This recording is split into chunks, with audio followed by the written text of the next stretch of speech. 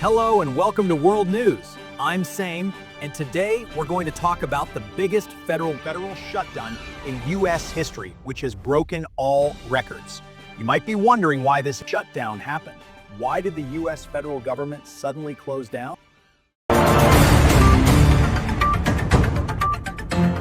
First, understand the situation from the past few months. In America, the federal government shuts down when Congress and the White House fail to reach an agreement on funding in the budget. When both sides can't agree on budget allocation, spending, and fiscal policies, the government doesn't get the money it needs to operate, and that's why the government temporarily shuts down. This time, disagreements were on several issues: allocation of spending, security and welfare programs, new fiscal policies, and budget priorities. Because of all these reasons, funding got delayed, and finally, the government reached the shutdown stage. This shutdown is no longer limited to Washington, D.C. Its impact is being felt across the country. Around 7 lakh federal employees are either on furlough, meaning sent home without pay, or essential employees who are working but without pay. Employees say this time is stressful and confusing. The uncertainty of back pay has made it difficult to manage their bills and daily expenses. But friends, this is not just the employees' problem. The impact of this shutdown is now visible on the country's services, travel, and economy. Federal agencies are temporarily closing many programs. National parks and museums are closed. Many essential services have slowed or been suspended. Airports and airlines are not untouched either. According to the Federal Aviation Administration, many air traffic controllers are unpaid, and due to a shortage in the workforce, flight delays and cancellations have increased. Major airports have reported up to 50% staff shortages, causing travelers to wait longer and face significant inconvenience. Economists and financial experts are also expressing concern. They say if the shutdown continues for long, consumer spending could decrease, government contracts could be delayed, and national economic confidence could be affected. Investors and businesses are constantly watching to see whether the U.S. government can resolve this impasse soon or not. There is also turmoil in the political arena. Political leaders are under continuous pressure to show the public that they are taking responsibility. If the shutdown continues longer, it could affect public trust and the upcoming elections. Now, let's talk about the sector that is directly connected to ordinary people: airports and the travel sector. This shutdown has deeply impacted airports, airlines, and travelers. According to the FAA, many air traffic controllers are still unpaid, and due to the shortage of the workforce, flight delays and cancellations have increased. Major airports have reported up to 50% staff shortages. This means travelers have to wait longer for check-ins, security, and boarding. At some airports, the lines have become so long that people are stuck for 4 to 5 hours. Airlines are constantly issuing alerts and warnings. Passengers are being advised to confirm their flights in advance and arrive with extra time. Airlines say that if the shutdown continues, they could face heavy financial losses. But this is not just a problem of numbers. Many travelers have shared their struggles on social media. One passenger said that he had to wait for 4 hours at the airport and then his flight got canceled. Some people have also reported delays in emergency medical flights. These incidents clearly show that the impact of the shutdown is not just in statistics, but is directly affecting people's lives and plans.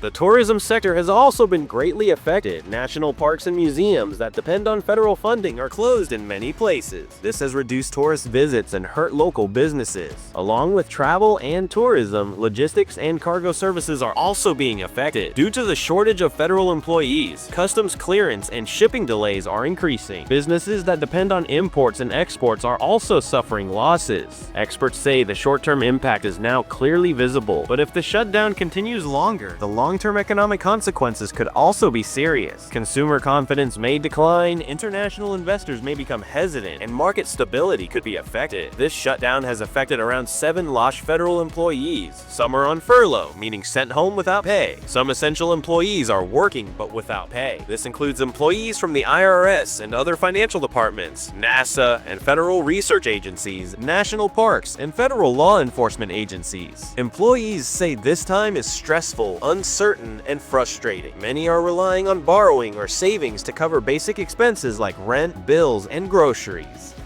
So friends, today we saw that America's historic federal shutdown has not only closed government offices, but also affected employees, travel, the economy, and the political arena. This is not just a temporary closure, but also a major issue for national stability and citizen trust. If you found this update helpful and informative, like this video, and comment on what you think about this shutdown. Subscribe to World News so that you can get the latest updates on America and global news every day. Thank you, friends. In the next video, we'll bring you even even bigger and fresher news only on World News. Stay tuned and stay connected with us.